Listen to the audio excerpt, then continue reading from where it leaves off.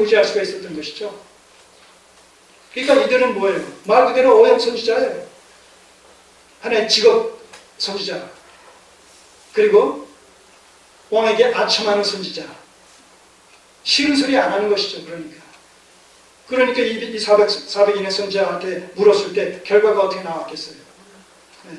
전쟁 아합이 지금 하려고 하는 마음을 갖고 있는데 하라고 그러겠어요? 말라고 그러겠어요? 당연하지 않아요. 자, 보세요. 싸우랴 싸우지 말랴라고 했을 때 저희가 가로되 올라가소서 하나님이 그 성을 왕의 손에 붙이시리이다. 이게 거짓, 이제 뒤에서 나옵니다만 이게 거짓 영이 저들의 입에다가 거짓말을 지금 넣어주었다. 이렇게 이제 뒤에서 나옵니다. 그러니까 하나님의 신탁의 말씀을 그대로 받들어서 지금 말하는 것이 아니라 자기 소견에 좋을 대로 얘기하는 거예요. 악한 영의 미혹을 받아서, 사단의 미혹을 받아서 지금 하는 얘기란 말입니다. 사실 이 아합 왕은요, 열왕기서에 보게 되면 나봇이라는 사람의 포도원이 탐이 나가지고 그 포도원을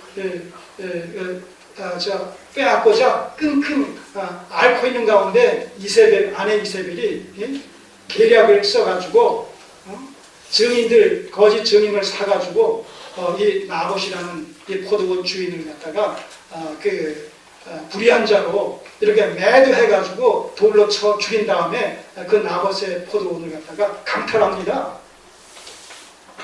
그런 사건이 열왕기서에 기록되어 있어요. 하나님께서는 이를 간과치 않으시는 거죠. 그래서 이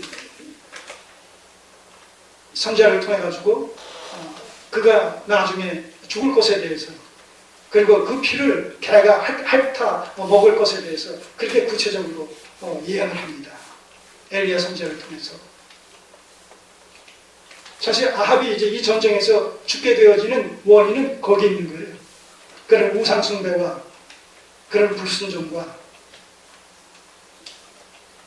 그런 부당한 이런 처사에 대한 하나님의 심판과 하나님의 징계가 결국 전쟁에서 죽게 되어지는 그런 결과로 나타나지게 되는 것이죠. 그러니까 하나님께서는 이미 이 아합을 심판해서 죽음에 처하려는 그런 계획을 갖고 계신데 지금 이 400인의 어영 선지자는 뭐라고 해요?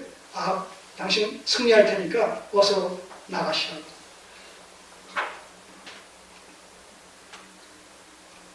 여기서 우리는 이 거짓 선지자들의 특징을 발견하게 되죠. 뭡니까? 거짓 말씀이라는 거짓 말씀. 그리고 철저히 직업인으로서의 싹군 목자들이라는 것이죠. 무엇보다도 이 왜곡된 말씀, 거짓된 말씀을 가지고 왕을 기쁘게 해드리는 이런 모습을 보면서 이 시대에 거짓 목자들이, 거짓 목회자들이, 거짓 선생들이 얼마든지 있을 수 있는 것이죠. 그 특징이 뭐겠어요? 왜곡된 말씀이라는 거예요. 사단의 고전적인 미혹의 수단과 방법이 뭐냐고 했을 때 말씀의 왜곡입니다. 이것은 창세기에서 하와를 시험할 때, 하와를 미혹할 때에 뱀이 사용했던 그런 그 방법이 뭐예요? 말씀의 왜곡이라는 겁니다. 정말 하나님께서 저걸 먹으면 죽는다고 하더냐? 그리고 그것을 먹으면 네 눈이 밝아져서 하나님과 같이 되어질 것이다 라는 것에 대해서 그 선악과 금령에 담긴 본의를 왜곡시키는 거죠. 그 이후로 사단은 이 말씀을 왜곡시키는 것을 통해서 하나님의 백성들을 미혹하는 일을 그가 계속 일어나 왔다라는 사실을 우리가 성경을 통해서 볼 수가 있습니다. 여기서도 마찬가지예요. 요한일서 4장 1절 이하에서도 너희가 뭐라고 얘기합니까? 영을 다 믿지 말라. 그 영이 하나님께로부터 왔는지를 시험하라. 예수 그리스도께서 육신을 입고 이 땅에 오신 것을 믿지 아니하는 영마다 저 그리스도의 영이다. 이렇게 얘기하지 않습니까? 자, 그리고 오늘날 이 시대에 예수 그리스도께서 하나님으로서, 본체가 하나님으로서 육신을 입고 우리의 구속을 위해서 오신, 성육신하신 본체가 하나님이 되신 분이다. 이 사실에 대해서 적어도 정상적인 신앙생활을 하는 이런 교회 속에서 이 사실을 믿지 않는 사람이 어디 있겠습니까? 그렇지 않잖아요? 이단을 제외하고 말입니다. 그러면 그 말씀은 이 정상적인 제도권 교회 속에서는 적용되지 않는 말씀인가요? 적용되는 말씀이죠. 그랬을 때 그 말씀이 그러면 정상적인 교단, 이 제도권 속에서는 어떻게 해석을 해야 되느냐, 재해석을 해야 되느냐라고 했을 때 마찬가지 말씀의 왜곡이라는 겁니다. 말씀의 왜곡. 거짓 목자들은, 거짓 교사들은, 거짓 선생들은 하나님의 말씀의 본의를 왜곡시키는 것을 통해서 하나님의 백성들을 미혹하고 시험한다는 것이죠. 그러니까 우리가 하나님의 말씀을 해석한다, 설교한다, 가르친다 라고 했을 때 그것이 얼마나 참 중차대한 그런 문제인지 모릅니다. 그냥 자신에게 주어진 시간, 또 주어진 어떤 위치가 있다고 해서 그냥 말씀을 임의대로 해석한다. 그래서 될 일이 아니라는 얘기죠. 나중에 그 책임에 대해서 잘못 해석된 말씀을 가지고 설교를 했다든가 가르쳤다든가 그랬을 때 그 책임, 그 돌아올 책임이라는 것은 엄청나다는 거예요. 그러니까 내가 주님의 이름으로 선지자 노릇했다, 귀신 쫓아냈다, 많은 권능을 행했다 라고 했을 때 주님께서 뭐라고 말씀하신다고 그랬어요? 불법을 행하는 자들아 내게서 떠나거라. 그들은 하나님의 말씀을 전했다고 얘기하는데 선지자 노릇한 것이 그것 아니겠습니까? 그랬을 때 바른 선지자로서 바른 하나님의 신탁의 말씀을 전하지 않았을 때 여기서 이 400인의 선지자는 마찬가지죠. 이들은 하나님의 말씀을 전했다고 얘기해요. 그 다음 뭘까요? 자, 이 400명이 전쟁에 나가라고 하나님께서 승리를 보장시켜 주실 것이라고 이렇게 얘기를 했을 때 하나님의 그 성을 왕의 손에 붙이시리다라고 했을 때 6절 여호사밧이 그 소리를 딱 들었을 때 이건 아니지 이러면서 이 감을 잡은 거예요. 400명이나 되는 이런 선지자가 한결같이 다 옳소이다 이렇게 획일적인 답변을 한다? 자, 좀 의구심을 가져서 6절 그래서 여호사밧이 6절에 가로되 이외에 우리가 물을 만한 여호와의 선자가 여기 있지 아니하니까. 아까 처음 4절에서 물을 때는 먼저 여호와의 말씀이 어떠한지 물어보소서 이랬죠. 우리가 지금 전쟁에 나가려고 하는 것에 대해서 하나님의 말씀이 어떠한지 그랬을 때 아합은 400명의 어영 선지자를 내세워서 답변을 얻고자 했던 거예요.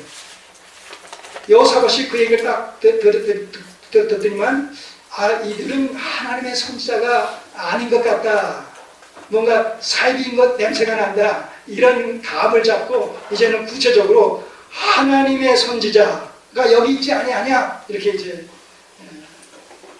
구체적으로 아합에게 요청을 한 것이죠. 그랬을 때 하나님께서 미가야 선지자를 그러니까 아까 말씀드린 대로 이세벨이 하나님의 선지자를 다 죽였다라고 했을 때 엘리야가 나만 남았다고 했을 때 하나님께서는 7천의 남은 자가 있다라고 한 것을 보면 하나님께서 그런 가운데서 보존해 두셨던 그런 하나님의 선지자 중에 하나가 아닌가 이렇게 우리는 전체적인 맥락 속에서 이 미가야의 이런 존재, 어떤 정체성에 대해서 우리가 정리를 할 수가 있겠죠. 자, 이외에 우리가 물을 만한 여호와의 선지자가 여기 있지 아니하니까. 그러자 7절 이스라엘 왕이 아합이 여호사밧에게 이르되 오히려 이물라의 아들 미가야 한 사람이 있으니 저로 말미암아 여호와께 물을 수 있으나 있다는 거예요. 미가야라는 하나님의 선지자가 있다는 거예요. 그런데 이제 단서가 붙는 거예요. 단서가 붙는 거예요. 있으나 저는 내게 대하여 길한 일은 얘기하지 아니하고 항상 흉한 일만 얘기하기로 연함으로 내가 저를 미워하나이다. 그래서 아합의 어떤 그 실체가 드러나지 않습니까? 그가 어떤 자인지, 하나님 앞에 어떤 자인지, 자기 귀에, 자기 마음에, 자기 귀에 듣기 좋은 말만 듣고 듣기 싫은 말을 안 듣는다는 거예요. 자, 그러니까 하나님의 말씀을 제대로 전할 수 있겠어요? 이 왕에게? 그러니까 그 주변에 있는 선지자는 어떤 선지자만 있겠어요? 예, 어떤 선지자만 득실을 거릴 수밖에 없지 않겠습니까? 듣기 좋은 말만 해야 되면. 그러니까 이 미가 선지자 같은 하나님의 신탁의 말씀, 하나님의 말씀을 고지고대로 전하는, 그러니까 하나님의 말씀이 고지고대로 전해질 때에 아합에게 들려지는 하나님의 말씀이 아합이 듣기에 유쾌하고 상쾌한 말씀이 들려지겠습니까? 아니면 찬란 말씀이 들려지겠습니까? 주시겠습니까? 뻔하잖아요. 그러니까 평소에 관계가 안 좋았던 거예요. 근데 여호사밧이 얘기하니까 마지 못해서 이제 그를 청구하는 것이죠. 그러나 그는 평소에 이렇게 해서 나와는 관계가 좋지 않다, 이렇게 얘기하니까 흉한 일만 얘기한다라고 하니까, 그래서 저를 미워하나이다라고 했을 때 여호사밧이 가로되 왕은 그런 말씀을 마소서. 당신 그렇게 하면 안 됩니다. 이제 옳은 소리를 하는 것이죠. 자, 이스라엘 왕이 8절에 한 내시를 불러 이르되 이물라의 아들 미가야로 속히 오게 하라 하니라. 이스라엘 왕과 유다 왕 여호사밧이 왕복을 입고 사마리아 성문 어귀 광장의 각기 보좌에 앉았고 모든 선지자가 그 앞에서 예언을 하는데, 이제 전쟁에 나가는 문제를 공식화시키는 거예요.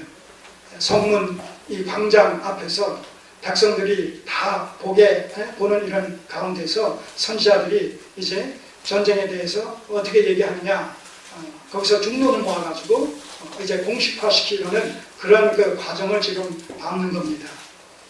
그래야지 여호사밧도 유다 백성들에게 전쟁에 나가는 것에 대한 당위성을 얘기할 수 있지 않겠습니까? 왕이 혼자 결정한다고 해가지고 그것이 만사형통하는 것이 아니라 백성들의 지지를 또 받아야 되는 것이니까, 그렇게 해서 이제 공론화시키고 공식화시키기 위해서 이런 자리를 아합이 마련하는 것이죠. 자, 10절. 그나나의 아들 시드기야는 이 어용 선지자들의 대표자격이에요. 철로 뿔들을 만들어서 가지고 말하되 여호와의 말씀이 왕이 이것들로 아람 사람은 찔러 진멸하리라 하셨다 하고, 여기서도 이 시드기야도 이 400인의 선지자와 똑같은 말을 하는 것이죠. 여호와 하나님께서 전쟁을 허락하셨고 나가면 승리할 것을 예언하셨다는 거예요. 하셨다 하고 모든 선지자도 그와 같이 예언하여 이르기를 길앗 라못으로 올라가서 승리를 얻으소서, 여호와께서 그 성을 왕의 손에 붙이시리라 하더라.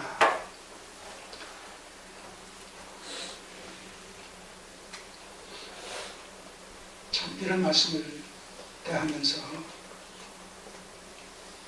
현대교회 속에서 말씀을